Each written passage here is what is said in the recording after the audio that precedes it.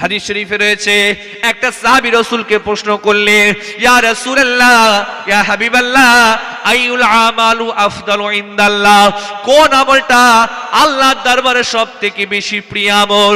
ইয়া রাসূলুল্লাহ, পৃথিবীতে হাজার হাজার আমল আছে, হুজুর গো কোন আমলটা আল্লাহর দরবারে সবথেকে বেশি প্রিয়? রাসূলুল্লাহ সর্বপ্রথম বললেন, as-salatu li waqtiha, সময় মতো নামাজ আদায় করা আল্লাহ পাকের দরবারে সবথেকে বেশি প্রিয় আমল। একটু আস্তে করে বলেন, একটু আস্তে করে বলেন। সাহাবী আমার বললেন, ইয়া রাসূলুল্লাহ, হাবিবাল্লাহ, এরপরে কোন আমলটা আল্লাহ পাকের দরবারে সবথেকে বেশি প্রিয় আমল? রাসূলুল্লাহ 2 নম্বরে বললেন, বিরুল ওয়ালিদাইন, বাপ মার সেবা করা, বাপ মা শুশ্রূষা করা, বাপ মা ট্রিটমেন্ট করা, বাপ মা দেখাশোনা করাটা আল্লাহ পাকের দরবারে সবথেকে বেশি প্রিয় আমল। নামাজের পরে কার কথা বলেছেন? নামাজের পরেই রাসূলুল্লাহ বাপ মার সেবা কথার কথা বলেছেন। আমার আল্লাহ কোরআন শরীফে বলে দিয়েছেন, ওয়ালা তাকুল্লামা উকফিন ওয়ালা তানহারহুমা ওয়াকুল্লাহুমা কাওলান কারীমা। বাবারা এমন কথা বলবে না যে কথা শুনলে তোমার মা আর বাপ উফ করে ওঠে, এমন কথা তোমরা বলবে না। ওয়াকুল্লাহুমা কাওলান কারীমা, নরম ভাষায়, মিষ্টি ভাষায়, সুন্দর ভাষায়, সহজ ভাষায় তোমরা তোমাদের মার বাপের সাথে কথাটা তোমরা বলবে মহব্বতের সাথে। এ হুকুম কার? সবাই মিলে বলেন, এ হুকুম কার? আল্লাহ বলেছেন বাপ মার সাথে সুন্দর ভাষায় কথা বলবে। আজকে আমাদের ছেলেগুলো, আমি আর বেশি কথা বলছি না, উপর দিকে থুতু ফেললে নিজের গায়ে লাগবে, নিজেরাই চিন্তা করে দেখেন না, বাপও গালাগালি করে, মাও গালাগালি করে, ছেলেও গালাগালি করে। ঠিক বলছে না ভুল বলছে? বাপও গাল পাচ্ছে, মাও গাল পাচ্ছে, বাচ্চারা শিখছে আমি কি ভুল কাজ করলাম, আমিও দূরে ঝেড়ে দিই, যা হয় হবে। এই যে বাপ আর মা আমাদেরকে একটু পরিবর্তন হতে হবে। আমরা নিজের ছেলেগুলোকে নষ্ট করে ফেলছি। তাদেরকে ছোটবেলা থেকে ইসলামিক আদর্শ, কোরআনিক আদর্শ, নবী পাকের সুন্নাহ, কোরআনের হুকুম, সাহাবায়ে কেরামদের বাচ্চাদের জীবনী আমরা তাদেরকে শিখাতে পারছি না। আমরা ছোটবেলা থেকে আমাদের ছেলেগুলোকে নষ্ট করছি মসজিদ ভুকো, মাদ্রাসার দিকে, মসজিদের দিকে, খানকার দিকে, জি ওলিয়া উলিয়া পীর মাশায়েখদের দরবারে আমরা তাদেরকে সোহবতে তৈরি করছি না।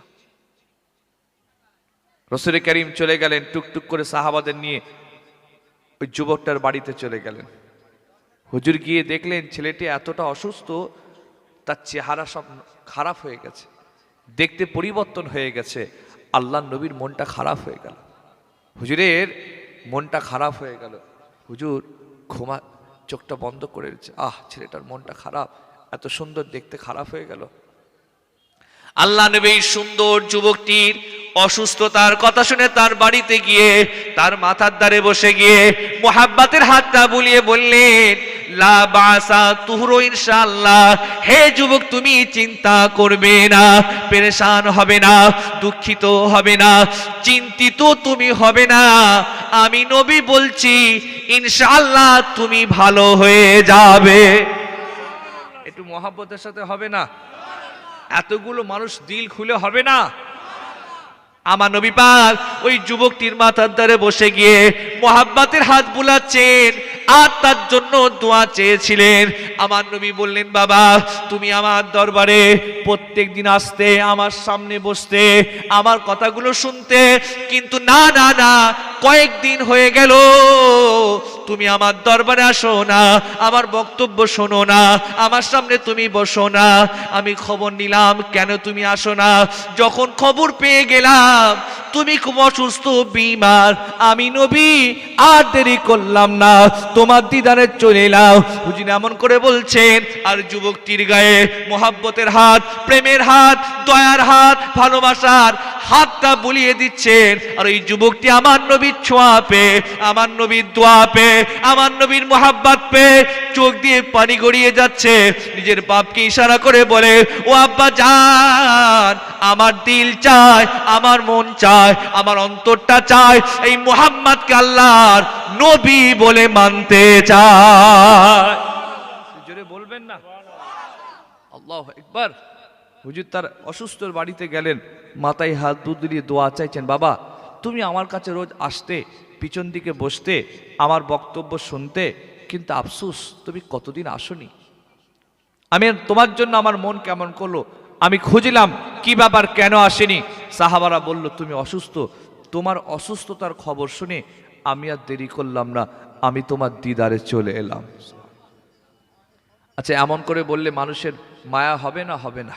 হুজুর দয়া, রসুল হুজুর দয়া করছেন আর কাঁদছে, কেঁদে কেঁদে নিজের বাপকে বলছে, আব্বা আমার মন চাইছে, দিল চাইছে এই মোহাম্মদকে আল্লাহ রসুল বলে কবুল করতে। আপনি কি বলছেন? বাপ চুপ করে আছে। যুবকটির বাপ কোনো কথা সে বলে না, চুপ করে দাঁড়িয়ে রয়েছে। আমার নবী পাক তার গায়ে হাত বুলিয়ে দিচ্ছে, মোহাব্বতের হাত, প্রেমের হাত, দয়ার হাত, ভালোবাসার হাতটা তিনি বুলিয়ে দিচ্ছেন। আর যুবকটির চোখ দিয়ে মোহাব্বতের পানি গড়িয়ে যাচ্ছে। হুজুর কিছুক্ষণ পর বললেন, বাবা আমি আসছি, এখন বিদায় দাও, আবার আসবো, আবার দেখা করে যাব, তবে তুমি কোনো চিন্তা করবে না, লা বাসা তুহরো, ইনশাআল্লাহ আল্লাহ তোমাকে ভালো দলে দেবে। যুবকটির কাছ থেকে নবী যখন বিদায় নিয়ে চলে আসছেন, যুবকটি রাসূলুল্লাহর হাতটা আছে ছাড়ে না। ওই সময় আবার বাপের দিকে তাকায়, বাপ বলেছিল, ও বাবা ছেলে, তুমি তোমার জীবনের শেষ পর্যায়ে পৌঁছে গিয়েছো, এখন তোমার মত করিব এসে গিয়েছে, এখন তোমার যা মন চাই তা তুমি করতে পারো।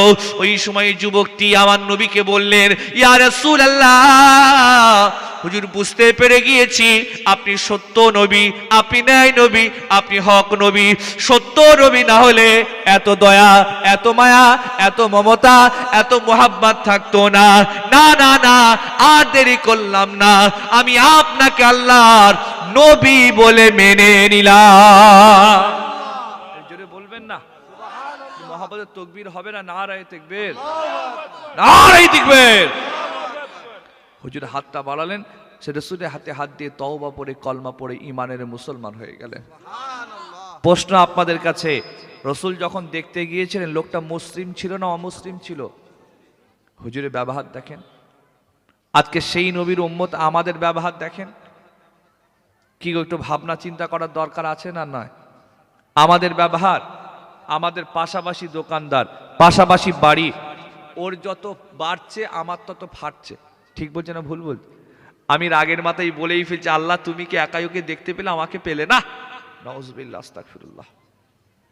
আমার বলা উচিত ছিল, আল্লাহ আপনি ওকে যেমন দিচ্ছেন দিন, আপনি আমাকেও দিন। আল্লাহর ভান্ডারে কি কম আছে নাকি? এ কথা বলে না। কিন্তু আমরা তো হিংসুক, ছোট মন।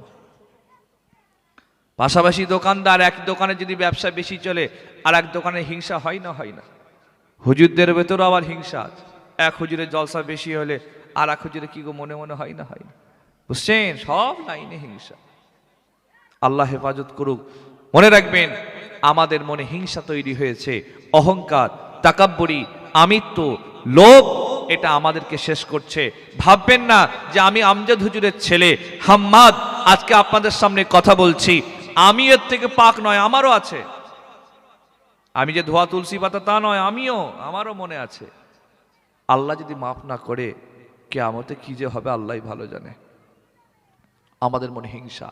কিন্তু আপনারা বলুন, ইসলাম তামাম পৃথিবীতে ছড়িয়েছে তলোয়ারি দিয়ে নয়, খুন খারাপি করে নয়, মার্ডার করে নয়, যুদ্ধ জিহাদ করে নয়। ইসলাম তামাম পৃথিবীতে ছড়িয়েছে মোহাব্বত দিয়ে, ভালোবাসা দিয়ে, প্রেম দিয়ে, দয়া দিয়ে, মায়া দিয়ে, ক্ষমা দিয়ে। ইসলাম তামাম পৃথিবীতে জিন্দা হয়ে গিয়েছে। সেই নবীর উম্মত আমাদের হালগুলো দেখেন না। আল্লাহ মাফ করুক, ওপর দিকে থুতু ফেলে নিজের গায়ে লাগবে। কি হয়ে যাচ্ছে আমাদের সমাজ? বুঝছেন? এলাকার লোক অসুস্থ হলে দেখতে যাবেন, পাশের বাড়ির লোক অসুস্থ হলে দেখতে যাবেন। আল্লাহ রসুল বলেছেন, যদি কেউ অসুস্থ লোককে দেখতে যায়, যতক্ষণ সে তার মাথার কাছে বসে থাকবে, সে যেন আল্লাহর জান্নাতের মাঝখানে বসে থাকবে। আর অসুস্থ লোক যদি হাত তুলে দোয়া চায়, অসুস্থ মানুষের দোয়া দ্রুত গতিতে আল্লাহ পাকের দরবার শরীফে কবুল হয়ে যায়। মনে রাখবেন, বাপ মার দোয়া অসুস্থ মানুষের দোয়া, মাজলুমের দোয়া আর মুসাফিরের দোয়া, এই 4 শ্রেণীর লোকেদের দোয়া আল্লাহর দরবার শরীফে দ্রুত গতিতে কবুল হয়। বুঝছেন? এই জন্য অসুস্থ লোককে দেখতে যাবেন। কিন্তু আমরা যদি কারো শরীর খারাপ হয়, আমরা দেখতে যাওয়া তো দূরের কথা, উল্টে বলি খোদার মার পড়েছে। বলে না এত বাড়া বেড়েছিল, খোদা এমন ঝেড়েছে বেটাকে ঘরে ঢুকিয়ে দিয়েছে। মনে রাখবেন, অসুস্থ হলে টিটকিরি করবেন না, কারণ অসুস্থতার মাধ্যম দিয়ে আল্লাহ পাক বান্দার জীবনে অনেক গুনাহগুলোকে মাফ করে দেন। এই যে আমরা অনেক সময় হঠাৎ করে সর্দি কাশিতে পড়ি না, অনেক গুনাহ মাফ হয়। রাস্তা দিয়ে হেঁটে যাচ্ছেন, মুসলিম শরীফে হাদিসটা রয়েছে, আপনি রাস্তা দিয়ে হেঁটে যাচ্ছেন, পায়ে একটা কাঁটা ফুটে গেল, রসুল বলেছেন এই সামান্য কাঁটা ফুটার অস্থিরায় আল্লাহ বান্দার সগীরা গুনাহ মাফ করে দেন। অসুস্থ হলে দেখতে যাবেন, টিটকিরি করবেন না। আল্লাহ আপনাকে সুস্থ রেখেছেন নিয়ামত, কিন্তু টিটকিরি করবেন না, আল্লাহ নারাজও হয়ে যেতে পারে। ঠিক বলছি না ভুল বলছি গো ভাইরা আমার? আর একটা হাদিস পাক মনে পড়ছে, আমার রাসূলুল্লাহর মনে কত দয়া কত মায়া। দেখেন, আমার নবী একদিন একটা জানাজার ময়দানে দাঁড়িয়ে, এমন সময় একটা ইহুদি ছুটে দৌড়ে গিয়ে আমার নবী পাকের গলায় গামছা দিয়ে বলেছিলেন, ও মুহাম্মদ, টাকা নিয়েছো, দেবার কথা কি তোমার খেয়াল নাই? আপনারা বলেন, আমার নবী পাকের গলায় গামছা দিয়ে টান দেবে আমার রাসূলুল্লাহর সাহাবারা কি তাকে ছেড়ে দেবে? জোরে বলেন না। ওখানে আবু বকর সিদ্দিক দাঁড়িয়ে, ওমর ফারুক দাঁড়িয়ে। ওমর ফারুক নরম মানুষ ছিলেন না গরম মানুষ ছিলেন? ওহ আল্লাহু আকবার, অন্যায়ের বিরুদ্ধে বিশাল গরম মানুষ ছিলেন। ওনার জীবনী পড়লে পাবেন, আমরা আল্লাহকে বলি আল্লাহ ইবলিস শয়তান থেকে বাঁচান, ইবলিস শয়তান থেকে বাঁচান। আর ওনার জীবনী পড়লে পাবেন, ইবলিস শয়তান বলে আল্লাহ আপনি আমাকে ওমর ফারুক থেকে বাঁচান। সুবহানাল্লাহ, জোরে বলেন সুবহানাল্লাহ। ওমরের জীবনী পড়লে পাবেন হযরত ওমরের, উনি যে রাস্তা দিয়ে হেঁটে যেতেন, শয়তান পর্যন্ত ওনার ভয়ে ওই রাস্তা ছেড়ে পালিয়ে যেত। কি পাওয়ারফুল মানুষ ছিলেন। ইসলামের ইতিহাস যদি আপনি খোলেন, ওমর ফারুকের ইসলামে অনেক অবদান আছে, বিশাল অবদান। অনেক হুকুমে ওমর ফারুকের অবদান আছে। যেমন একটা অবদানের কথা আপনারা জানবেন, হজ কিংবা যারা উমরাতে গিয়েছেন জানবেন, আল্লাহ পাকের কাবা শরীফকে 7 বার প্রদর্শন করতে হয়, ঘুরতে হয়, তাওয়াফ করতে হয়। তাওয়াফ করার পর এই মাকামে ইব্রাহিমকে সামনে রেখে 2 রাকাত ওয়াজিবুত তাওয়াফের নামাজ পড়তে হয়। ও নামাজ না পড়লে তাওয়াফ কবুল হবে না, পড়তেই হবে। একদিন ওমর ফারুক বলছেন, ইসলামের প্রথম দিকে এই হুকুম ছিল না। একদিন ওমর ফারুক রসুলকে বলছেন, ইয়া রাসূলুল্লাহ, ইয়া হাবিবাল্লাহ, হুজুর আমার দিল চাইছে, আমার মন চাইছে, আমার অন্তরটা চায় এই মাকামে ইব্রাহিমকে সামনে রেখে 2 রাকাত নামাজ পড়তে। আমার রসুল বলছেন, ওমর আল্লাহর হুকুম নেই, আল্লাহ অনুমতি দেননি, আল্লাহ যেটা বলেননি আমি সেটা বলতে পারবো না। তো ওমর ফারুক বলছেন, ইয়া রাসূলুল্লাহ, ইয়া হাবিবাল্লাহ, হুজুর আপনি যদি বলেন আল্লাহর হুকুম হয়ে যাবে। জোরে বলেন না হুজুর, আপনি বললেই হবে। ওমর ফারুকের সাথে রাসূল করিমের কথাবার্তা চলছে। আল্লাহ বলেন, জিবরাইল চলে যাও, রাসূলকে জানিয়ে দাও, হাবিবকে জানিয়ে দাও, পয়গম্বরকে জানিয়ে দাও, আমার দোস্তকে জানিয়ে দাও, না আর নয়, এখন থেকে আমি আল্লাহ মাকামে ইব্রাহিমকে পৃথিবীর মুসলমানদের জন্য নামাজের জায়গা বানিয়ে দিলাম। এরকম ওমর ফারুকের ইসলামের ইতিহাসে বহু অবদান আছে। সেই ওমর ফারুক রাগী মানুষ, রাসূলুল্লাহর গলায় গামছা দিয়ে যেই টান দিয়েছে, ইনি কোমর থেকে তলোয়ারটা বার করে মারতে যাবেন, হুজুর বলছে, মাহালান ওমর, থামো থামো থামো, খবরদার একে তুমি মারবে না। রাসূলুল্লাহ যেই বলেছেন, সাইয়েদনা হযরত ওমর তলোয়ারটা নামিয়ে নিয়েছেন, কিন্তু রাগ সামলাতে পারেননি। হাত দিয়ে মারতে পারেননি ঠিক আছে, কিন্তু জবান দিয়ে মারছেন, যা খুশি যা মন চাই কড়া কড়া কথা। ইহুদি যায়েদ বিন দাসানাকে বলছেন, আমার রাসূলের চেহারা মোবারকের রং পরিবর্তন হয়ে গেল। হুজুর বলেন, তানবীহ করলেন, ওমর খবরদার, তুমি একে কিছু বলবে না। তুমি জানো না আমি নবী দেনাদার, এই মানুষটা পাওনাদার, আমি ওর থেকে কিছু টাকা ঋণ নিয়েছি, আমার থেকে পাই, তুমি একে খবরদার কিছু বলবে না। বুঝছেন? এটা হুজুরের আদর্শ। আর আপনারা বলেন হাতের মারের তেজ বেশি না জোবানের মারের তেজ বেশি? একটুখানি জোরে বলুন না। হাতের মারের তেজ এর থেকে জোবানের মারের তেজ মারাত্মক, বললে মানুষের পুরো কলিজাতে লেগে যাবে। তো মানুষের মনে দুঃখ দিয়ে কথা বলা হুজুর নিষেধ করেছেন। আমাদের সমাজে কিছু মানুষ আছেন দেখবেন টিটকিরি মেরে কথা বলে, খোঁচা মেরে কথা বলে, ক্রিটিসাইজ করে কথা বলে, টোন কেটে কথা বলে, ছোট করে কথা বলে। এরকম মানুষ আছে না? না, হুজুর নিষেধ করেছেন টিটকিরি মেরে, খোঁচা মেরে, টোন কেটে, ক্রিটিসাইজ করে কথা বলতে হুজুর নিষেধ করেছেন। অনেকে দেখবেন কালো, খেড়া, খুদা এরকম খোঁচা মেরে কথা বলে না, বলে না ব্যাকা, এইভাবে হুজুর মানা করেছে। খবরদার কাউকে এইভাবে ছোট করে কষ্ট দেবে না। মানুষের মনে দুঃখ দো একটা বড় গুনার কাজ, বিশাল বড় গুনার কাজ। আপনি আল্লাহর হক আদায় করেননি, আল্লাহর কাছে মাপ চাইলে মাফ হয়ে যাবে। বান্দাকে কষ্ট দিলে বান্দার কাছেই মাপ চাইতে হবে। তো রাসূলুল্লাহ বলে, ওমর খবরদার, একে তুমি কিছু বলবে না। ওমর, একে তুমি কিছু বলবে না। তুমি জানো না আমি নবী দেনাদার, এই মানুষটা পাওনাদার, আমি এর থেকে কিছু টাকা ঋণ নিয়েছি। খবরদার, একে তুমি কিছু বলবে না। ওমর ফারুক শান্ত হয়ে গেলেন। কিছুক্ষণ পর নবী বলেন, ওমর, ইহুদিকে নিয়ে চলে গিয়ে আমি রাসূলুল্লাহ আমার দেনাটা তুমি মিটিয়ে দাও, আমার ঋণটা তুমি পরিশোধ করে দাও। ওমর ফারুক ইহুদি যুবকটিকে নিজের বাড়িতে নিয়ে গিয়ে আল্লাহ নবীর দেনাটা মিটিয়ে দিয়েছিলেন।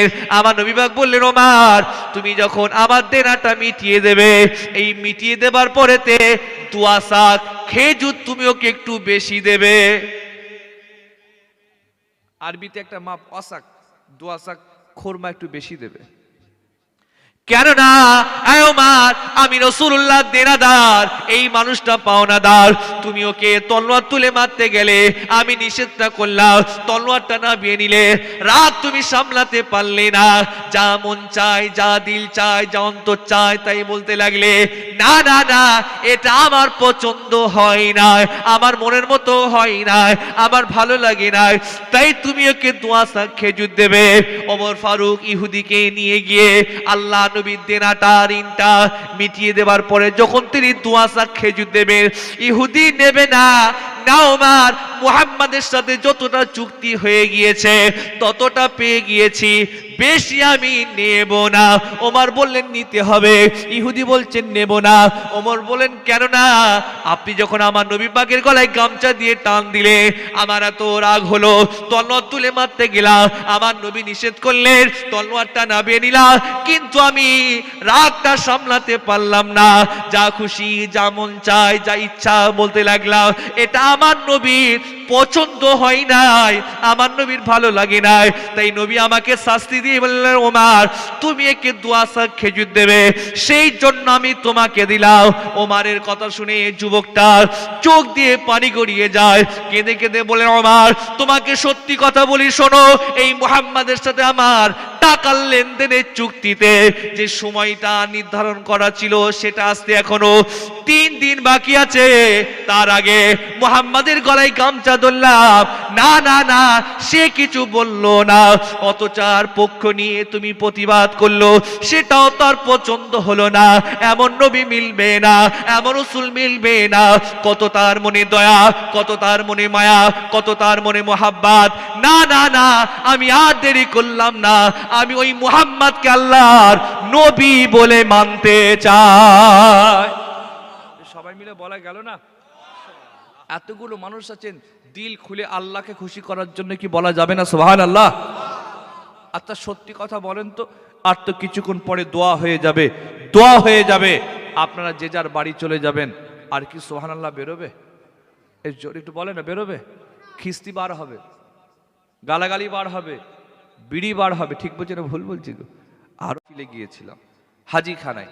আপনারা জানবেন কিছু কিছু মানুষ আছেন হজ পাকে যাবার আগে কিংবা হজ থেকে ঘুরে এসে একটা হাজিখানা করে না, করে না, দোয়ার মজলিস করে, হাজিখানা বলে আমাদের সাধারণত। তো অনেকদিন আগে আমি আমাদের হুগলি জেলাতেই একটা হাজিখানায় গিয়েছিলাম। হাজি সাহেব হজে যাবেন, দোয়ার মজলিস করেছে, আমি গেলাম। তা আমি গিয়ে দুপুরবেলা একটু হজ সম্পর্কে, মক্কা সম্পর্কে, মদিনা সম্পর্কে কিছু কথাবার্তা আলোচনা করে দোয়া করে খাওয়া দাওয়া করে যখন বাড়ি চলে আসছি, রাস্তায় কিছু ছেলে দাঁড় করিয়েছে, ভাইজান দাঁড়ান। কি ব্যাপার, কি হলো, কেন দাঁড়াচ্ছি? দাঁড়ালাম, কি ব্যাপার? বলছে ভাইজান, ও যে হাজি সাহেবের জন্য আপনি দোয়া চেয়ে এলেন না, ও বেটা আমাদের টাকা ঝেড়ে হজে যাচ্ছে। তার মানে ওর কাছে কাজ করতাম, ওনার আন্ডারে কাজ করতাম, দিচ্ছি, দেব, পেয়ে যাবি, হয়ে যাবে, কত রকমের কথা। এমনকি আমাদেরকে এরকম বলতো, শোন আমার কাছে টাকাটা রাখা আছে, মনে কর ব্যাংকে রাখা আছে। কথার কায়দা দেখেন, বলছে আমার কাছে রাখা আছে, মনে কর ব্যাংকে রাখা আছে, যখন দরকার তখন পেয়ে যাবি, তোদের কাছে রাখলে তো খরচা হয়ে যাবে। শেষবার যখন চাইতে গেলাম, তা এমন সব উল্টো পাল্টা বলে বুঝিয়ে দিয়ে অল্প কিছু দিয়ে সব ক্লিয়ার হয়ে গেল। আমি বললাম ভাই, তা আপনি এখন বললে কি হবে? আমি যখন দোয়ায় যাচ্ছিলাম, জলসায় যাচ্ছিলাম, তখন যদি বলতেন কিছু একটা কাজ হতো, আমি হাজি সাহেবকে ডেকে বলতাম যে চাচাজি আপনার নামে এরকম একটা কথা এসেছে, তা এটা শুনছিলাম, যদি মিথ্যা হয় তো আলহামদুলিল্লাহ, আর যদি সত্যি হয় ব্যাপারটা আপনি মিটমাট করে নেন, নাহলে আল্লাহর কাছে জবাব দিতে হবে। এটা বলতে পারতাম না? পারতাম না। স্যাম্পল বাবার বলাটা। তো এখন বলে কি হবে? আমি তো যা দোয়া চাওয়া চেয়ে চলে এসেছি, আর তো ডিলিট করা যাবে না। আর যাবে নাকি? না আমি আল্লাহকে বলবো আল্লাহ যা বলেছি সব ডিলিট করে দেন, আমার আর হারা হবে? আর তো হবে না, যা বলার বলে ফেলে। তোরা প্রিয় ভাইরা, খবরদার, পরের মাল মসজিদের, মাদ্রাসার, ঈদগার, খানকার, জলসার এরকম ঝেড়েলাই আমাদের সমাজের লোক আছে না নাই? এই জোরে বলেন, আছে না নাই? আর সরকারি প্রজেক্টের কথা, ওটা আমি আর বলছি না, ওটা আপনার নিজেরা দেখছি না, ওটা আমি আর যাচ্ছি না। আল্লাহর কাছে জবাব দিতে হবে। আজ আমাদের সমাজে সত্যি কথা বলেন তো, মসজিদ বেড়েছে না কমেছে?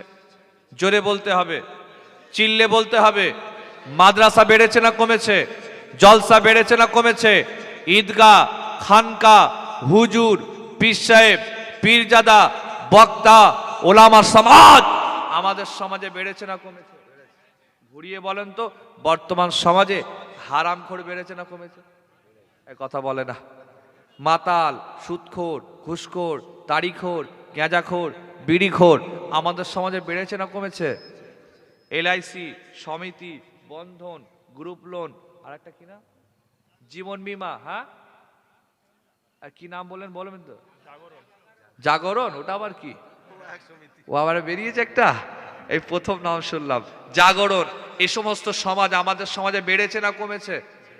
জোরে বলেন, যুবকগুলো আওয়াজ দেন, বেড়েছে না কমেছে? আচ্ছা, লটারির টিকিট কাটা, ওটা হালাল না হারাম? আবার কেউ কেউ বলছে বিসমিল্লাহ বলে চালা, যদি লেগে যায়। কি আশ্চর্য! আবার এমনও কিছু ছেলে বেরিয়েছে, ফুরফুরাই গিয়ে টিকিট কাটছে, বলছি যদি দাদা হুজুরের দোয়া লেগে যায়। হ্যাঁ, কি খব্বি সেরা! ফুরফুরা শিবির দাদা হুজুর মাজার জিয়ারত করতে গিয়ে টিকিট কেটে চলে আসছে। কি আশ্চর্য! আমি নিজে চোখে দেখেছি দাঁড়িয়ে দাঁড়িয়ে টিকিট কাট। হ্যাঁ, তো ওখানে তো সব দলের লোক আছে, বুঝছেন তো? ওখানে সব বিক্রি হচ্ছে, অমুসলিমরা সব বিক্রি করে, তো ওখানে তো হিন্দুরাও বসবাস করে, মুসলমান বা সব ধর্মের লোক বসবাস করে, কেনে যারা হিসাব করে। তা তুমি যাচ্ছ ফুরফুরা শরীফে, একটা ভালো নিয়ত করে যাচ্ছ। পাক যদি কেউ ফুরফুরা শরীফে যায়, ভালো নিয়ত করে যায় না খারাপ নিয়তে যায়? ভালো নিয়তে যায়। আল্লাহর ওলির দরবারে যাচ্ছি, দাদা হুজুর কেবলার দরবারে যাচ্ছি, জি মুজাদ্দিদ জামানের দরবারে যাচ্ছি, চারশিদান হুজুরের দরবারে যাচ্ছি, ফুরফুরার প্রতিষ্ঠাতা হোসাইন বুখারী হুজুরের দরবারে যাচ্ছি। ওলিদের দরবারে গেলে লোক তো একটা ভালো নিয়ত করে যায়, তুমি ভালো নিয়ত করে গিয়ে টিকিট কাটবে? হ্যাঁ, কি আশ্চর্য ছেলে বলো তো! তা আমি ধরিয়েছি ওদেরকে, দেখা হয়ে গেছে আমার সাথে। এই কচি তোমরা কি করছিলে? বলছে ভাইজান গুটকা কিনছে। এই খ্যাপা, ওই দোকানে গুটকা পাওয়া যায়? আপনার ঘরের সামনে কোন দোকানে কোন পাওয়া যায় আপনি জানবেন না? সে মাথা নিচু করে চলে যাচ্ছে। কি আশ্চর্য ছেলেরা! আজ আমি হাম্মাদ আপনাদেরকে আর বাড়াবো না, শেষ করব বক্তব্য। আজ আমি হাম্মাদ আপনাদের কাছে বলে যাচ্ছি, আমাদের সমাজে মসজিদ বেড়েছে, মাদ্রাসা বেড়েছে, ঈদগাহ বেড়েছে, খানকা বেড়েছে, জলসা বেড়েছে, বক্তা বেড়েছে, কিন্তু আফসোস আমাদের সমাজে মাতালও বেড়েছে, সুদখোর, ঘুষখোর, তাড়িখোর, গাঁজাখোর, জেনাখোর। আজ আমাদের সমাজে এলআইসি, সমিতি, বন্ধন, গ্রুপ লোন, হারাম, এটাও বেড়ে গেছে। কমেছে কোনটা বলেন তো? বলেন, কমেছে কোনটা? মসজিদ যদি বাড়ে নামাজি বাড়বে না কমবে? একটা গ্রামে একটা মসজিদ ছিল, দুটো মসজিদ হয়েছে। কেন? মসজিদে মুসল্লি হচ্ছে না বলেই তো দুটো হয়ে গেল। মসজিদ একতলা ছিল, এত মুসল্লির চাপ দুতলা হয়ে গেছে।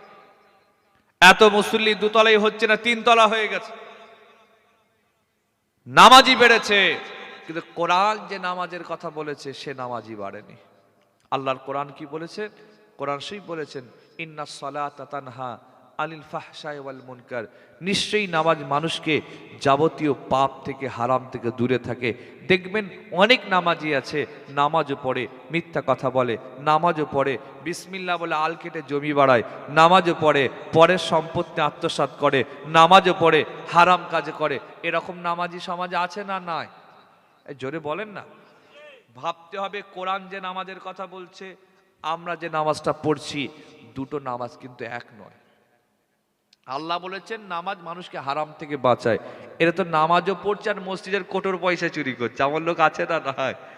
হ্যাঁ, নামাজও পড়ছে আবার মসজিদের জুতো চুরি করছে কিছু লোক আছে। তুই জুতো চোর না নামাজ? ভাইয়ের আমার, ওই যুবকটিকে ওমর ফারুক ধরে নিয়ে এলেন। টুকটুক টুকটুক করে আল্লাহ নবীর সামনে তিনি দাঁড়িয়ে যান। নবী পাক তাকে বললেন, বাবা, ও বাবা যায়েদ বিন দাসানা, তুমি কি তোমার পাওনা পেয়ে গিয়েছো? নবীর এই ব্যবহার দেখে, আখলাক দেখে, আদর্শ দেখে চোখ দিয়ে পানি গড়িয়ে যায়।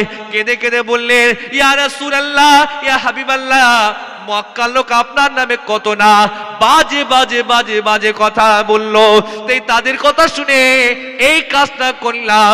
এখন বুঝতে পেরে গিয়েছি আপনি সত্য নবী, ন্যায় নবী, হক নবী।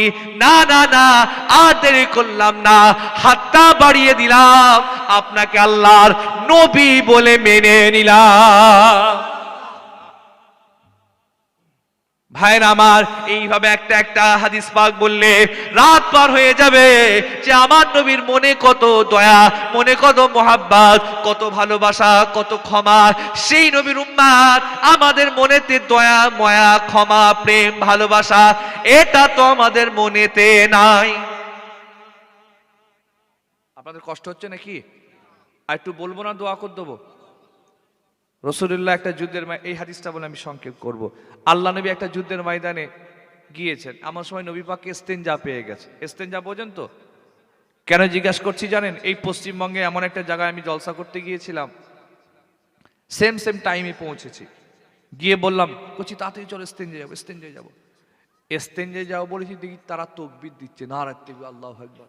ভাইজান হুজুর কেবলা, ফুরফুরা শরীফ, কি হলো, পেশাব করতে যাবো, তাকবীর দিচ্ছে? হ্যাঁ, এত মহব্বত এদের। ঠিক আছে, ওরে আল্লাহু আকবার। তা আমি ইস্তেঞ্জায় যাবো বলেছি, ব্যাটারা ধরে স্টেজে নিয়ে চলে এসছে। দৌড় খাবা, পেশাব করবে, নিয়ে চা, জোন পেয়েছে, তাই নিয়ে চা তাড়াতাড়ি। ইস্তেঞ্জা মনে রাখবেন, আল্লাহ নবী কখনো প্রকাশ্যে ফাঁকা জায়গায় ইস্তেঞ্জা করতেন না। হুজুর আড়ালে করতেন, ঘেরা জায়গায় করতেন। আর রাসূলুল্লাহ বলে দিয়েছেন, হাবিব স্পষ্ট বলেছেন, লা তাবুলু কায়েমান, দাঁড়িয়ে পেশাব করবে না। লা তাস্তাকবিরুল কিবলাতা ওয়ালা তাস্তাদবিরুহা, খবরদার খানায় কাবা পশ্চিম দিকে মুখ করে পেশাব পায়খানা করবে না। রাসূলুল্লাহ বলে দিয়েছেন, খবরদার পানিতে পেশাব করবে না, খবরদার গোসলখানায় পেশাব করবে না। অর্থাৎ আপনি যেখানে গোসল করছেন ওখানে করতে পারবেন না। অ্যাটাচ টয়লেট আছে, ঠিক আছে, আপনি করতে পারবেন। তা বলেন, আমাদের সমাজে দাঁড়িয়ে মোতার মানুষ আছে না নাই? এই কথা বলে না। পেশাব করে পানি নাই না এমন লোক আছে না নাই? হালকা বয়সের ছেলে, যুবক ছেলে না হলে ভুল করছে, কিন্তু মুরব্বী চাচাগুলো কম নয়। কিছু কিছু বুড়োকে দেখছি লুঙ্গি মাথায় তুলে কল চালাচ্ছে। এরকম বুড়ো আছে না নাই? কত বুড়ো এরকম করছে। খবরদার দাঁড়িয়ে পেশাব করবেন না। আমার ভাইয়েরা, আমার মায়েরা, বোনেরা যারা বক্তব্য শুনছেন, মনে রাখবেন, কবরে আযাবের অনেকগুলো প্রধান কারণ আছে। তার মধ্যে একটা সব থেকে বেশি প্রধান কারণ হচ্ছে পেশাব থেকে ঠিক মতো পাক পবিত্র না হওয়া। আমি কথাটা আবার রিপিট করছি, কবরে আযাবের অনেকগুলো প্রধান কারণ আছে, তার মধ্যে একটা সব থেকে বড় কারণ পেশাব থেকে ঠিক মতো পাক পবিত্র না হওয়া। এটাকে ছোটভাবে নেবেন না, এটা সিরিয়াসলি নিন, দাঁড়িয়ে করবেন না। বহু ভাইয়েরা আছেন পেশাবে বসে গিয়ে, প্রস্রাবে বসে গিয়ে দ্রুত উঠে পড়ে। দ্রুত উঠে পড়লে আপনি লক্ষ্য করে দেখবেন হয়তো 1-2 ফোঁটা বার হয়ে যেতে পারে না, পারে না। পার হওয়া মানেই আপনি নাপাক হয়ে গেলেন, যে জামা পরেছেন জামাটাও নাপাক হয়ে গেল।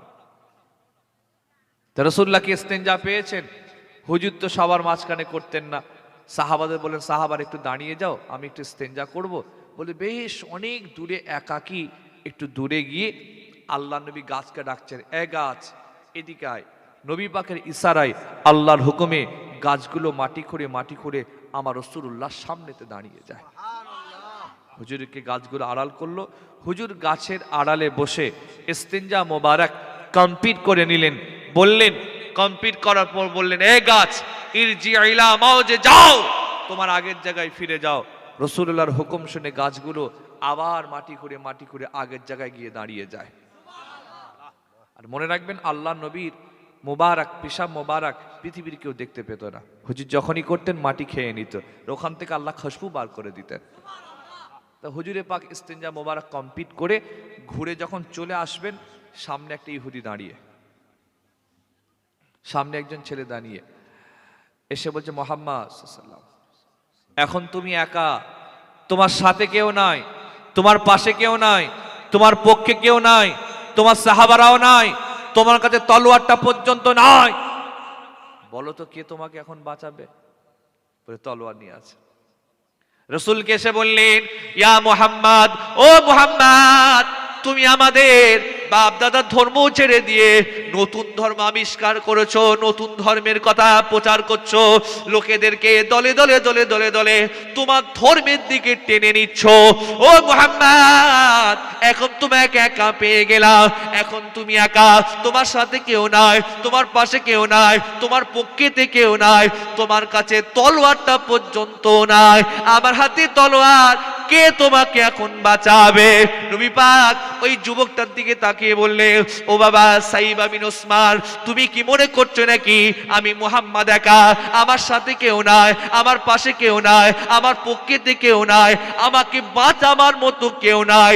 এটা তুমি মনে করো না। আমাকে যিনি বাঁচাবেন তিনি অন্য কেউ নয়, তিনি হলেন আমার আল্লাহ। একটু জোরে শুনতে চাই, সকলের কণ্ঠে শুনতে চাই।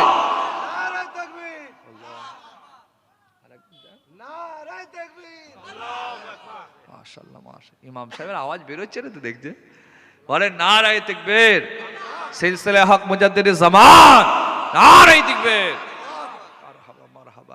বলেন আপনারা বাঁচাবার মালিক কে? আল্লাহ নাম নিতে কষ্ট হচ্ছে নাকি?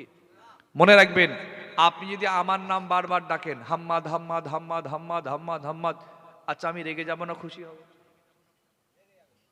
রেগে যাব না? আপনার যদি বারবার ডাকে শহীদুল শহীদুল, রেগে যাবে না খুশি হবে? তো আপনি আল্লাহর নাম যখন বারবার নেবেন, আল্লাহ আল্লাহ আল্লাহ আল্লাহ, আল্লাহ যেমন নেকিও দেবেন, আল্লাহ তেমন খুশি হয়ে যাবেন। বলেন চিল্লে বলেন, বাঁচাবার মালিক কে? হায়াতের মালিক কে? মওতের মালিক কে? রিজেকের মালিক কে? আল্লাহ যদি রিজেকের মালিক হয়, তা চাকরিতে ঘুষ দিচ্ছেন কেন? কি গো, নেতাদেরকে বলছে যত টাকা লাগে এক জায়গাতে ঢুকিয়ে দেন, এমন লোক আছে না? না। তার মানে আমরা মুখে বলছি রিজেকের মালিক আল্লাহ, অন্তর থেকে ইয়াকিন নেই আমাদের, তাই তো আমরা দুর্নীতির দিকে এগিয়ে যাচ্ছি। আর মুসলমান কখনো দুর্নীতি করতে পারে না। ঠিক বলছে না ভুল বলছে? নামধারী মুসলমান আলাদা কথা, নামের শেষে মোল্লা আছে, শেখ আছে, হ্যাঁ ইত্যাদি ইত্যাদি আছে, ওসব ওই দেখলে হবে না। প্রকৃত মুসলমান কখনো হারাম করতে পারে না, হারামের সাথে কম্প্রোমাইজও করতে পারে না। হারাম করার মালিক আল্লাহ। তো রাসূলুল্লাহ এই সময় বললেন, যুবকটি বললেন কে বাঁচাবে? আমার নবী বললেন, বাবা ও সাইবা বিন ওসমান, আমাকে যিনি বাঁচাবেন তিনি অন্য কেউ নয়, তিনি হলেন আমার আল্লাহ। একটু আস্তে করে বলেন, আর একটু আস্তে করে বলেন। ইহুদি বললেন, দেখি তোমার আল্লাহ কেমন করে বাঁচায়। এই না বলে কোমর থেকে তলোয়ারটা বার করে আমার রাসূলকে মারতে যাবেন। আমার আল্লাহ তিনি চান না আমার নবীর মওত এইভাবে হোক। আল্লাহ পাক কি করলেন, ইহুদি আর রাসূলুল্লাহর মাঝখানে বিদ্যুতের মতো তীব্র গতি সম্পূর্ণ আলো আল্লাহ প্রকাশটা তিনি করে দেন। যেই তলোয়ারটা তুলে মারতে যাবেন, একটা বিদ্যুতের মতো আলো ছেলে গিয়েছে। ওই আলোর এত তেজ, বেটা ইহুদি তলোয়ার টলোয়ার ফেলে দিয়ে চোখ দুটো চেপে ধরেছে। এবার রাসূল তলোয়ার তুলে বলছেন, বাবা শাইবা বিন ওসমান, এখন তুমি একা, তোমার সাথেও নেই নাই, তোমার পাশেই কেউ নাই, তোমার পক্ষেও কেউ নাই, তোমার কাছে তলোয়ারটা পর্যন্ত নাই, আমার হাতে তলোয়ার, বলো এখন তোমাকে কে বাঁচাবে? আপনারা বলেন, আমার বাসন্তী এলাকা আশপাশ থেকে আগত ভাইয়েরা, ধরেন আপনারা রাস্তা দিয়ে যাচ্ছেন, আর আপনাদের গদখালি রাস্তা, বাপরে বাপ, 12টার পর কুকুরও যায় না, ঠিক বলছি না ভুল বলছি? এই পরশু দিনে এসেছিলাম, বলছিলাম না কি চাঁদখালি মাদ্রাসায়, যখন আমি যাচ্ছিলাম, ওরে আল্লাহ, একটা কুকুরও দেখতে পাই, আর ফেরার সময় এত কুয়াশা, ওটা নাই ছেড়েই দিলাম। ধরেন আপনার রাস্তা দিয়ে যাচ্ছেন, এখান দিয়ে হঠাৎ করে রাস্তায় আপনাকে কেউ একদল লোক ধরে চাই দাঁড়া, বা একজন আপনাকে ধরেছে, ধরে আপনার সাথে খারাপ ব্যবহার করে আপনাকে মারতে যাবে, ঠিক এমন সময় সে সুযোগটা হাতছাড়া করে ফেললো, আপনি পেয়ে গেলেন। আমি কি বোঝাতে পারছি কথাটা? আপনাকে মারতে, খারাপ ব্যবহার করে আপনাকে মারতে যাচ্ছে, এমন সময় সে সুযোগটা হাতছাড়া করে ফেলেছে, আপনি সুযোগটা পেয়ে গিয়েছেন, কি করবেন? ছেড়ে দেবেন না ঝেড়ে দেবেন? এটা আওয়াজটা জোরে বলেন, ছেড়ে দেবেন না ঝেড়ে দেবেন? বাসন্তীর লোক তো ঝাড়তে খুব ভালোই জানে এরা। আমাদের কোনো কথা আগে ঝাড়, তারপর কোন নেতা এসে বাঁচাই দেখে নেবো, কি বলেন আপনারা? কোন বাবা বাঁচাই দেখে নেবো, আর হুজুর কি করেছেন? আল্লাহ নবী তলোয়ারটা তুললেন, বলেন, বাবা শাইবা, এখন তুমি একা, তোমার সাথে কেউ নাই, তোমার পাশে কেউ নাই, তোমার পক্ষে কেউ নাই, তোমার কাছে তলোয়ারটাও পর্যন্ত নাই, কে তোমাকে এখন বাঁচাবে? হুজুরের কথা বলে তলোয়ারটা ফেলে দিয়ে ওই যুবকটিকে নিজের কাছে টেনে নিয়ে বুকেতে জড়িয়ে ধরে বললে, ও বাবা শাইবা, কি হয়েছে তোমার? কেন তুমি আমাকে মারার জন্য চলে এলে? আমি মুহাম্মদ তোমার কোনো ক্ষতি করি নাই, আমি মুহাম্মদ কোনো মালমাতা কেড়ে নিই নাই, আমি মুহাম্মদ তো কোনো অত্যাচার করি নাই, কেন তুমি আমাকে মারার জন্য চলে এলে? এ কথা বলার পর নবী তাকে বুকে জড়িয়ে নিজের দুটো হাত তার চোখে বুলিয়ে বললেন, যাও বাবা যাও, তুমি আমাকে মারতে এসেছিলে, মারতে তুমি পারলে না, আমি সুযোগ পেলাম, কিন্তু আমি তোমাকে মারবো না, যাও চলে যাও, আমি রাসূলুল্লাহ তোমাকে আল্লাহর রাস্তায় মাফ করে দিলাম, যাও। হুজুর জড়িয়ে ধরে মহব্বত দিয়ে চোখটা বলিবেন, যাও চলে যাও। লোকটা কিছু রাস্তা গিয়েছে, গিয়ে আবার ইউটার্ন নিয়ে ঘুরেছে, ঘুরে রাসূলুল্লাহর সামনে আবার ফিরে এসেছে, যখন দাঁড়িয়েছেন দুটো চোখ দিয়ে টপ টপ করে মহব্বতের পানি গড়াচ্ছে, অর্থাৎ পরিবর্তন তৈরি হয়ে গেছে। হুজুর বলছেন, বাবা কাঁদছো কেন? বাবা শাইবা, আমি কি তোমাকে কষ্ট দিয়েছি? আমি কি মেরেছি? কাঁদছো কেন তুমি? ওই সময় ছেলেটি চোখ ভরা পানি নিয়ে আমার রাসূলকে বললেন, ইয়া রাসূলুল্লাহ, ইয়া হাবিবাল্লাহ, ও রাসূলুল্লাহ, বুঝতে পেরে গিয়েছি আপনার মনে কত দয়া।